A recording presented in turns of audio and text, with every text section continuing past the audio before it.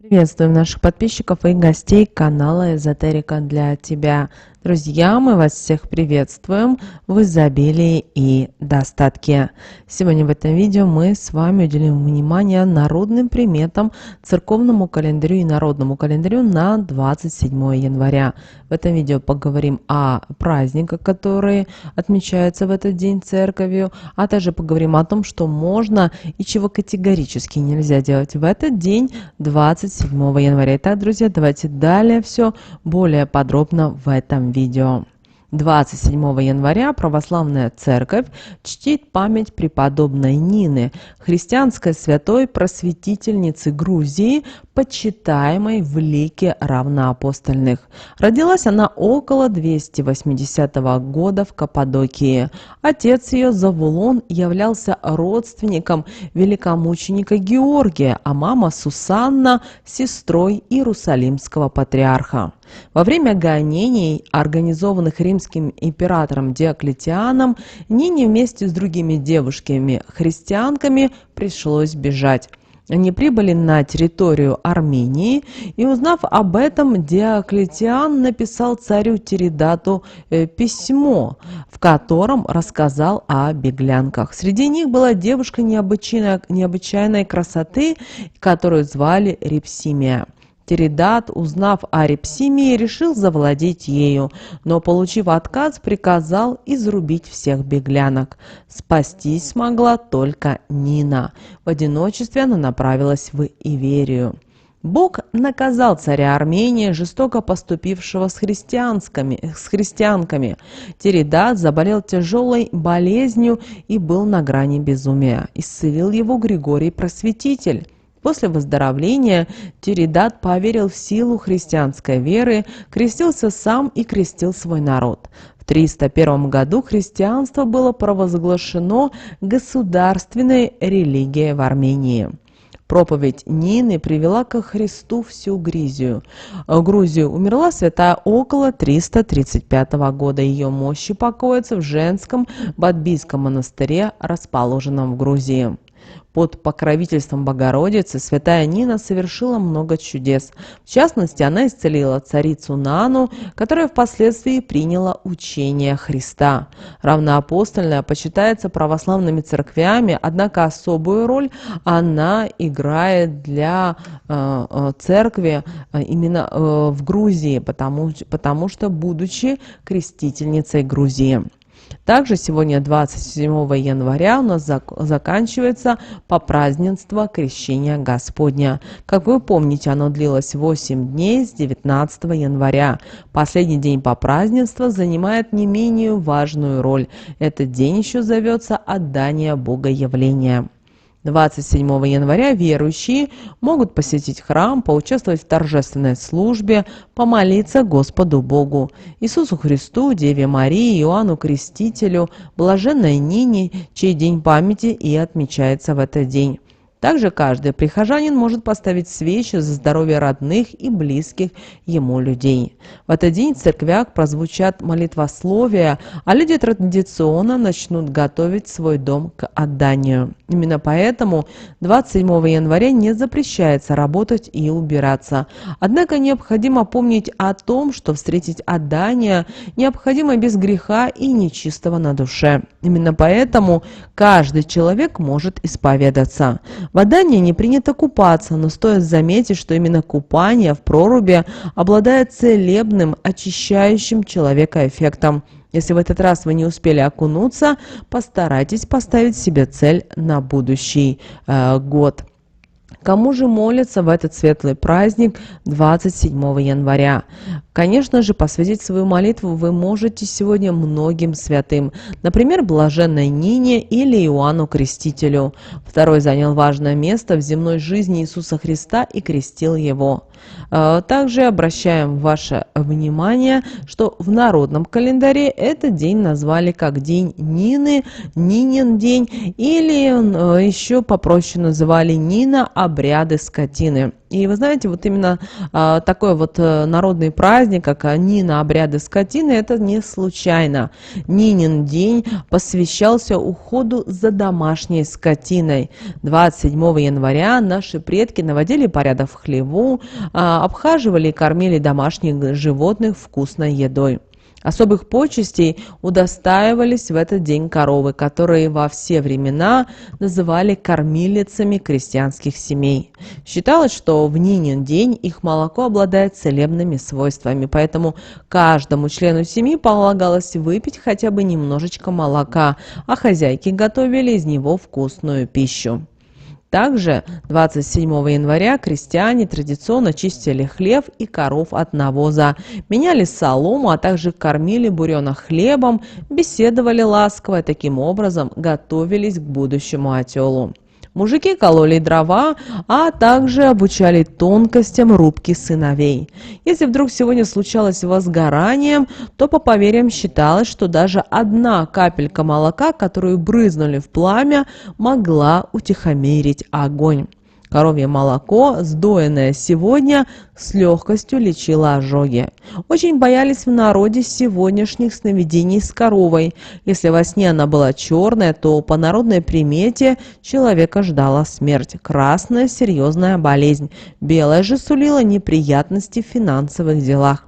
Такой сон гнали молитвой «Отче наш», произнесенной трижды, а также крестились на образ Иисуса Христа. В день Нины, 27 января, проводили различные обряды для безопасности рогатого скота.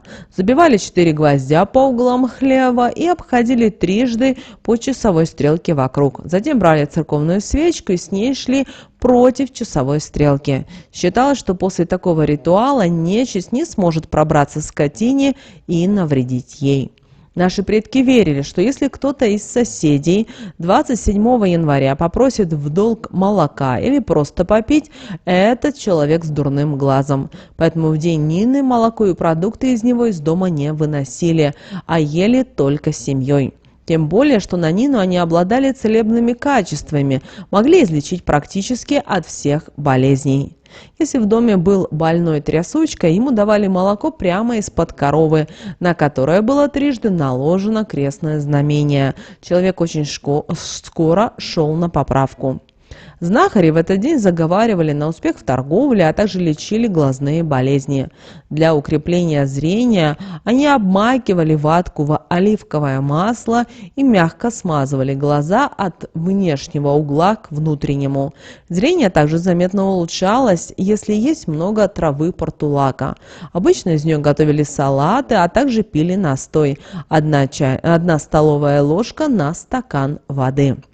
27 января, в день Нины, было принято читать определенные магические слова на счастье и удачу. Их читали на молоко. И сегодня обязательно наши предки старались проводить ритуал на счастливую долю. Даже в народе бытовало поверье, что существовала порча, которая отнимала счастливую долю. После нее на человека сыпались неприятности и горести. И избавлялись от такой порчи 27 января с помощью молока, надоенного от 3 коров, которых предварительно сбрызгивали банным веником. Желательно, чтобы это был именно березовый веник и святой водичкой. Это молоко надо было поставить на стол, на котором должна быть зажженная церковная свечка. После подмести пол, не отвлекаясь ни на какие звуки. Ни стук в двери, ни шорох, ничто и никто не должен был помешать проведению этого процесса, хотя есть вероятность, что желающие будут. Скорее всего, постучится тот, кто и навел порчу. Когда сор будет собран, его унести нужно подальше от дома и сжечь. Вернуться и вымыть полы, добавив в воду молока от 3 коров, на которое сказать: как сор из избы убран, так пусть и порча наведенная уберется. Молоком от 3 коров дом помыт, чтобы путь злобы ко мне был забыт. Аминь. После воду вылить за ворота. Кроме того, в этот день с коровами именно 27 января были связаны некоторые народные приметы. Если в доме случился пожар, то на пламя нужно было брызнуть коровьего молока, и оно уменьшится. Также коровье считается молоко на Нину, обладает особыми свойствами. Помогает исцелиться от болезней, ожогов, укусов змей и даже удара молнии. Также в этот день обращали наши предки в народные приметы и касательно погоды. Если белые облака, то это к морозу. Деревья инеем покрылись, значит будет тепло. Если в морозный день начал идти снег, то скоро потеплеет. Если ворона поутру каркает, это к метели. Петух с позаранку кричит в морозный день к оттепели. Если 27 января сильный ветер, то год будет сырым и дождливым. Туман вокруг луны – это к снегу. Но если солнце после заката след столбом на небе оставило, ждите затяжных морозов. Люди, родившиеся в этот день, 27 января, отличаются невероятной целеустремленностью и любовью к труду. Им удается решить самые сложные задачи. Их любят родственники и ценят друзья. Людям, рожденным в эту дату, необходимо носить в качестве оберега изделия из аметиста. Это камень, способный защитить от нечистых сил, избавить от дурных мыслей и плохих снов, а также сохранить память и здоровье, уберечь от наркомании и пьянства, кроме того, сделать дальнейшую жизнь счастливой.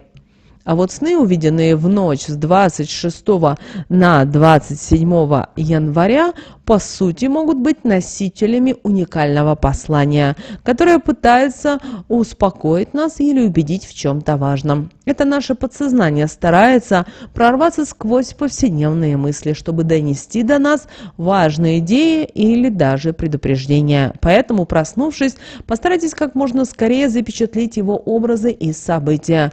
Даже самые странные и невероятные детали могут оказаться ключом к пониманию вашего внутреннего мира. Сны этой ночи могут быть наполнены и агрессивными образами. Вы можете увидеть нападающую змею или собаку, которая кусает вас за руку. Эти образы зачастую метафорически отображают ваши страхи и беспокойства. Они подсказывают, что настало время отпустить негативные эмоции и начать искать позитивные стороны в сложившемся положении дел. Возможно, ваши страхи слепят вас, не позволяя увидеть реальные возможности и варианты решения проблем. Что же нужно было сделать в этот день, 27 января, по народным приметам? В Нинин день полагалось ходить в церковь, поставить свечку и помолиться святой. У равноапостольной Нины просят об избавлении от бед и скорби. Ей молятся в надежде вразумить и врагов. Считается, что святая Нина помогает во всех добрых начинаниях и делах. На Руси в этот день было принято ухаживать за домашним скотом. Животных чистили, обращались к ним с ласковыми словами, угощали хлебом, овощами, убирали за ним хлев. В народе говорили: на святую Ниду порадуй скотину. Также в этот день наши предки старались встать как можно раньше, переделать все домашние дела, не забывая о чистке хлеба, а после приготовить завтрак из молочных продуктов. Во время еды нужно было поблагодарить кормилицу за сытный стол и пожелать ей здоровья. Также сегодня рекомендуется высадить семена на рассаду, а также заняться уборкой по дому. Также этот день благоприятствует бизнесу и в дальнейшем сулит прибыль от начатых дел именно 27 января. Теперь давайте поговорим о том, что же нельзя было делать 27 января по народным приметам и традициям. Основное, что нельзя делать в день Нины, это ни в коем случае нельзя было обижать корову. По народной примете обиженное животное перестанет доиться, а значит, семья будет голодной. Ведь в народе корову называли кормилицей. Из ее молока можно сделать было и сметану, и сыр, и творог. Нельзя было 27 января бездельничать и спать до обеда, иначе можно свое счастье проспать. Нельзя оставлять грязными и голодными домашних животных, иначе они заболеют и умрут. Их нужно угостить и говорить с ними только ласковым голосом. Запрещено было лениться, поскольку святая Нина была с малых лет упорной труженицей, а лентяев она наказывала неприятностями и горестями. Особенно в почете в этот день была умственная работа, поэтому нужно провести его в чтении или в изучении иностранных языков. Запрещалось сегодня обижаться, обиды обратятся против обиженного. По народным приметам у такого человека могут начаться проблемы в отношениях с окружающими людьми, разлуки с дорогими сердцу людьми, поэтому конфликтную ситуацию надо отпустить, простив обидчика в душе. Не стоит сегодня кричать. Нечисть на крики прилетит и начнет бедокурить.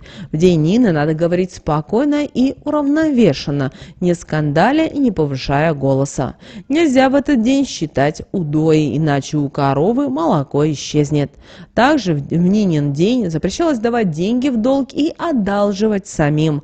Согласно народным поверьям, после этого финансы исчезнут из дома, но подавать милостыню бедным сегодня, 27 января, не возбранялось. Вот такой, друзья, у нас с вами день по народным приметам и по церковному календарю.